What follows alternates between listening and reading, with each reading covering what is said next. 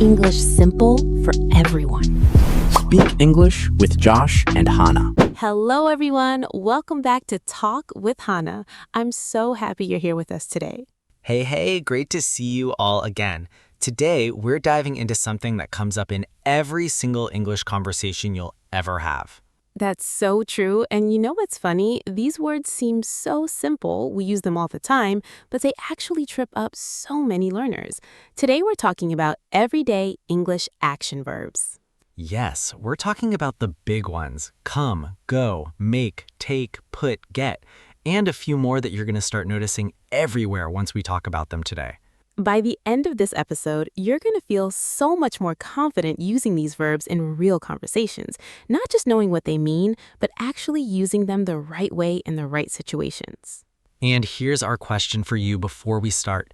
Which of these verbs do you find the most confusing? Is it make versus do, take versus bring, or maybe get because it seems to mean everything?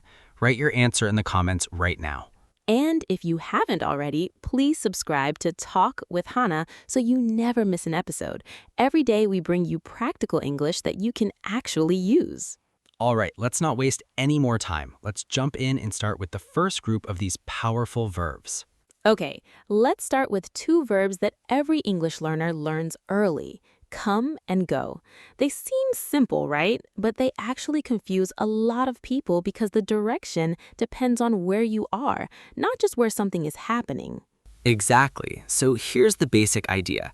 We use go when we're moving away from where we are right now, and we use come when we're moving toward where the speaker or listener is. Let me give you some examples. I'm going to the market. Can you come to my house later? She's going home. He came to the office this morning. And here's where it gets interesting. Imagine your friend calls you and says, "I'm having a party. Can you come?"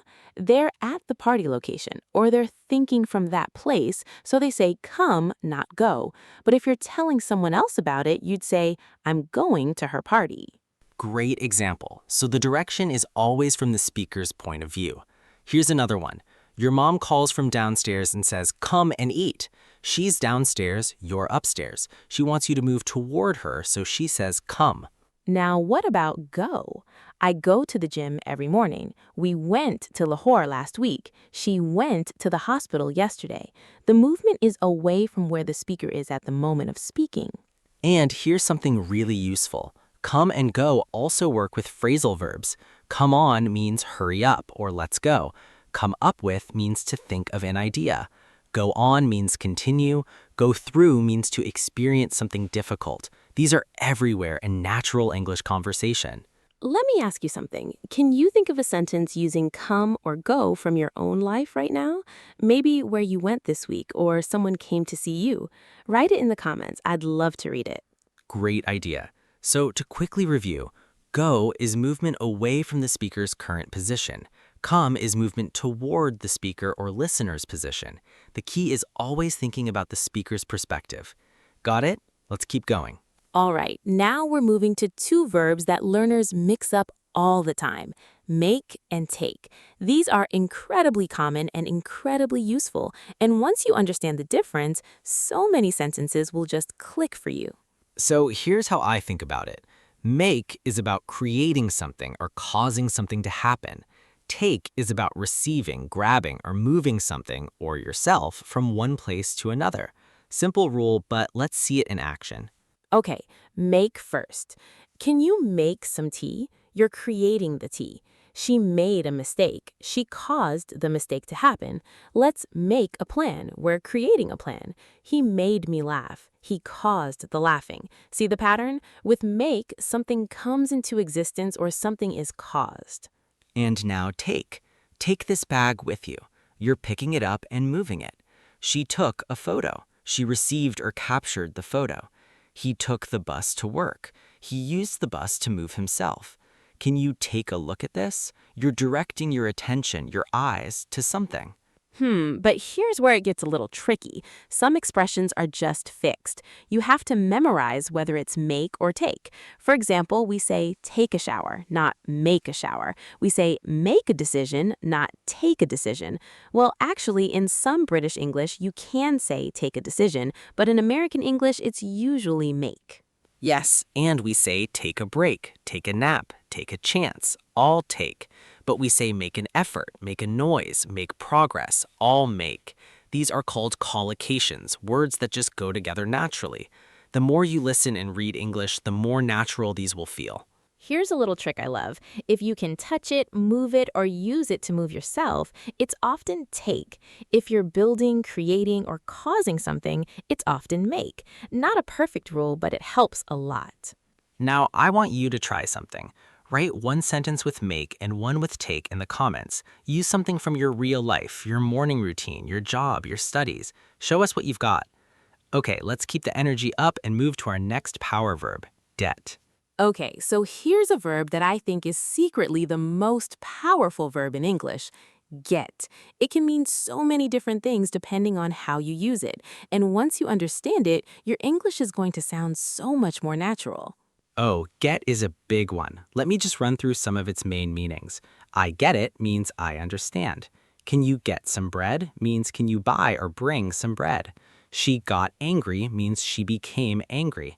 He got a promotion means he received a promotion. We need to get going means we need to start moving. One word, so many meanings.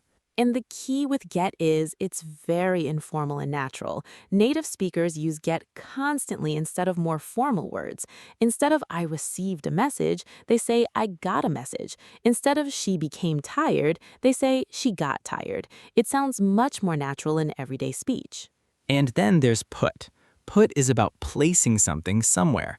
Put the keys on the table. She put her phone away. Can you put this in the fridge? The movement is very specific. You're moving an object to a location and leaving it there. That's the heart of put. But put also has amazing phrasal verbs. Put up with means to tolerate, like I can't put up with this noise anymore. Put off means to delay.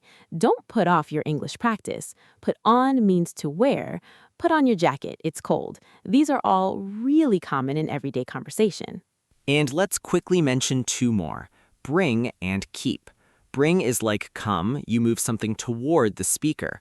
Bring me that book. Keep means to continue having or doing something. Keep practicing. Keep the change. She kept her promise.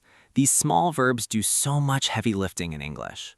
Okay, here's a challenge for our listeners. Choose any verb from today, get, put, bring, or keep, and use it in a sentence that describes something from your day. Write it in the comments and let's see how creative you can get. Remember, there are no wrong answers here, only good practice. Love it. So, to review this section, get is flexible and informal, covering understanding, becoming, and receiving. Put is about placing with intention. Bring moves things toward you or the speaker, and keep means to continue or hold on to something. These are everywhere in English. You're going to start noticing them in every conversation. All right, this is one of my favorite parts of every episode, common mistakes. And honestly, both of us have made most of these at some point, so there's nothing embarrassing about this. These are just patterns that trip up a lot of learners. Okay, mistake number 1, mixing up make and do. A lot of learners say make homework, but the correct phrase is do homework. We do homework, we don't make homework. Similarly, do the dishes. Do exercise, do your best. These all use do, not make. Make is about creating something new. Do is about performing an activity. A good way to remember it, if it's a task or an activity you perform, it's usually do. If it's something you build or create, it's usually make. Do your job, make a plan. Do the laundry, make a cake. See how that works? And mistake number 2, mixing up go instead of come in the wrong situation. If someone invites you to their home and you say, I will go to your house, that's actually okay, but it can sound a little cold or distant. More naturally, in a reply to an invitation, you say, I'll come, because you're already thinking from that person's location. The feeling shifts with perspective. Great example. So the direction is always from the speaker's point of view. Here's another one. Your mom calls from downstairs and says, "Come and eat." She's downstairs. You're upstairs. She wants you to move toward her, so she says, "Come." And now let's talk about mistake number 3. This is a big one, saying take a decision in American English. In American English, we almost always say make a decision. I need to make a decision. Some learners pick up take a decision from British English or from translated phrases. And while it's not completely wrong globally, in American English, it can sound a bit off. And mistake number 4, forgetting that get has a past tense of got, not getted. This sounds funny, but it's a real mistake. I got a message yesterday. She got sick last week. We got home late. Always got, never getted. And in British English, the past participle is got. I've got a problem. In American English, you'll often hear gotten. I've gotten really busy lately. You know what? Mistakes like these are genuinely part of the learning process. Every fluent English speaker made these exact same mistakes. The fact that you're aware of them now means you're already doing better than most. Don't be afraid to make mistakes. Just keep going. Exactly. So to wrap up this section, do homework, not make. Use come when thinking from the listener's location. Make a decision in American English. And got is the past tense of get, never getted. You're doing great. Now, let's practice. Okay, it's time for our favorite part, interactive practice. I'm going to give you 2 sentences and you choose which one sounds more natural. Say your answer out loud. Don't just think it in your head. Speaking out loud is how real fluency builds up. Situation 1. Your boss asks you to delay a meeting. Which sounds better? Can we take off the meeting or can we put off the meeting? Think about it. Put off means to delay. Take off means to leave or remove. So the correct one is, can we put off the meeting? Situation 2. Your friend says, "Come to my birthday party." You're replying, which is more natural? "Okay, I'll go," or "Okay, I'll come."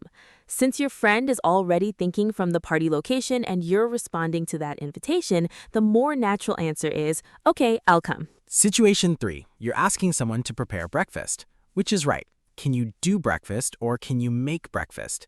Making breakfast creates something, food. So can you make breakfast is correct. Situation 4. Your English is improving. How would you say it? My English is getting better, or my English is going better.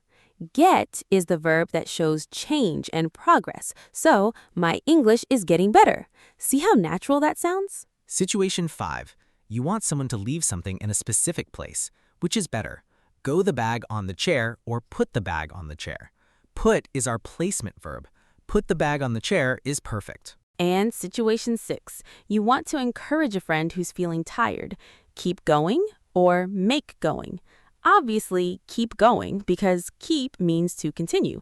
It's one of the most encouraging phrases in English. Now here's your real challenge. Don't just choose the right answer. Make your own sentence. Take any one of these verbs, come, go, make, take, put, get, keep, or bring, and write an original sentence in the comments. Something from your real life. A real conversation always matters more than a perfect textbook answer. Wow, what a session. I'm genuinely so proud of everyone who made it all the way through this episode. Today, we covered some of the most important, most used action verbs in everyday English, and you now understand them at a much deeper level. Let's quickly recap the 3 big areas we covered today. First, come and go, where direction depends on the speaker's perspective. Second, make and take, where make is about creating and causing, and take is about receiving, moving, or using. And third, get, put, bring, and keep, each with their own unique functions and some incredible phrasal verbs attached to them.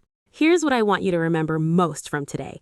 These verbs are not complicated. They just need practice. Every time you use one correctly in real conversation, your brain gets a little more comfortable with it. It's like building a muscle, one sentence at a time. So here's my reflective question for you.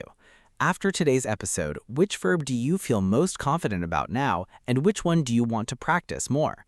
Leave your answer in the comments. We genuinely read every single one. And don't forget, if today's episode helped you even a little bit, please give it a like, share it with a friend who's also learning English, drop a comment below, and most importantly, subscribe to Talk with Hana so you never miss an episode. We put so much love into every single one of these for you.